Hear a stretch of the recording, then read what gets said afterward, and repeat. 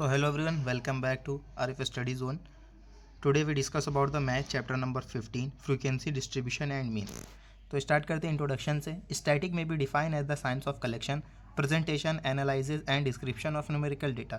तो एक जो भी स्टैटिक्स होते हैं, जो भी हमारे पास नंबर्स होते हैं स्टैटिस्टिक्स, उसको इस तरह से उसका प्रेजेंटेशन करवाना, उसको एनालाइज करना, उसको डिस्क्रिप्शन में देना, ऐसा कि हम लोग को कोई उसका इंडिविजुअली थिंग्स, कोई मीनिंग, कोई इन्फॉर्मेशन इससे हम लोग कलेक्ट कर सकें.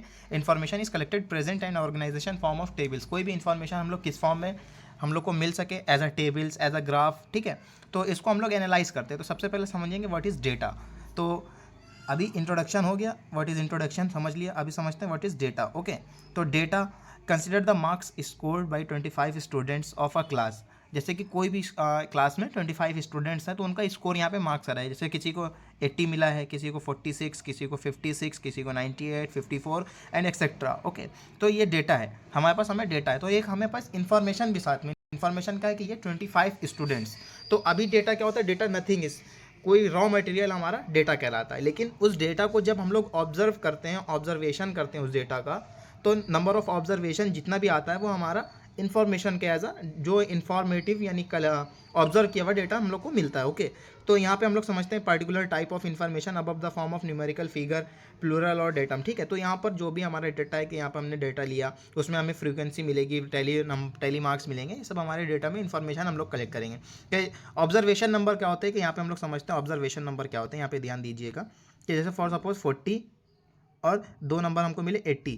तो अब हम क्या करेंगे, इन्फॉर्मेशन में इन दोनों ही नंबर को हम लोग क्या करेंगे, प्लस कर देंगे, ऐड कर देंगे. ठीक है, तो इन्फॉर्मेशन में हम लोग ने 80 + 40 कर दिया, तो हमारा जो टोटल नंबर आया 120. तो ये हमारा क्या आएगा, ऑब्जर्व नंबर आएगा, ऑब्जर्वेशन किया हुआ. ठीक है, क्लियर है.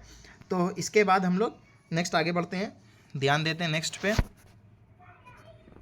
प्राइमरी एंड सेकेंडरी डेटा क्या होता है. Okay, what is primary and secondary data.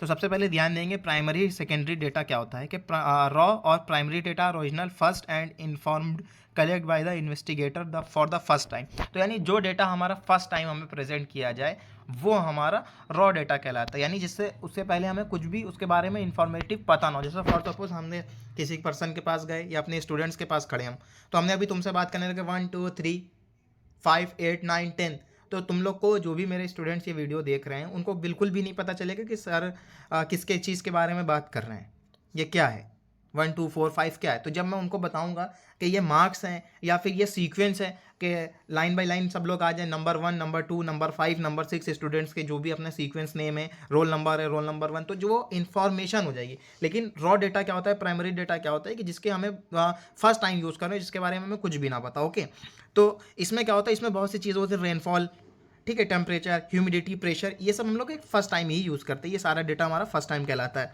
ठीक है.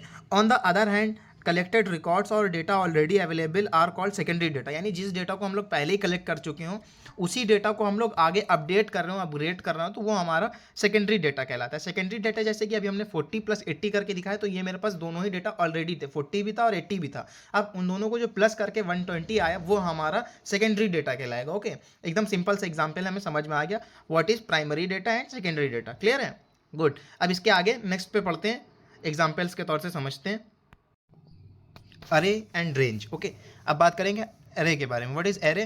तो it's a very difficult to draw any inference from this raw data. So we arrange these ascending or descending order size.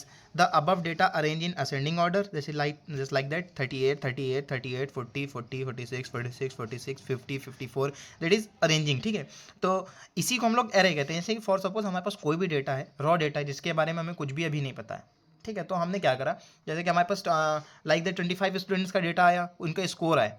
ठीक है, तो हमने सबसे पहले उन स्कोर्स को क्या करा, किसी का 40, किसी को सबसे मिनिमम मार्क्स देके रेंज देखी. जैसे कि अभी रेंज के बारे में बात करेंगे, तो सबसे मिनिमम वाले से उठा के असेंडिंग में कर दिया, फिर या फिर बड़े से छोटा कर दिया, डिसेंडिंग में कर दिया. इस तरह से हम लोग उसको एरे कहते हैं. ठीक है, कोई भी डेटा को अरेंज करना, दैट इज अरे. ओके, अब बात करते हैं नेक्स्ट, हमारा है रेंज.